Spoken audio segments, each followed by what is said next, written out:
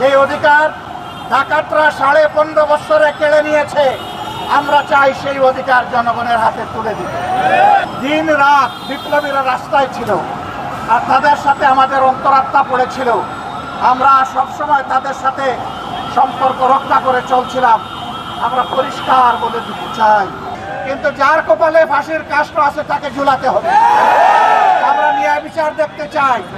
আমরা অন্যায় বিচারের মাধ্যমে কারো শাস্তি হোক, এটাও আমরা চাই না। আমার কেউ যাতে ন্যায় বিচারকে ফাঁকি দিতে না পারে, সেটাও আমাদেরকে লক্ষ্য রাখতে হবে। মনে রাখতে হবে সরকারকে, 18 কোটি মানুষের 36 কোটি চোখ কিন্তু আপনাদের দিকে তাকায় আছে। সুতরাং ডানে বামে হেলে পড়ার কোনো সুযোগ নেই। আপনাদেরকে সামনের দিকে চলতে হবে, সোজা রাস্তায় চলতে হবে। জাতি আপনাদের স্বার্থে থেকে জাতি আপনাদেরকে শক্তি যোগাবে ইনশাআল্লাহ। কিন্তু কোনো অন্যায়ের সাথে আপনারা যদি আপোষ করেন, এই জাতি আপনাদেরকেও ক্ষমা করবে না। আমরা আশা করব তারা কোনো অন্যায়ের সাথে আপোষ করবেন না।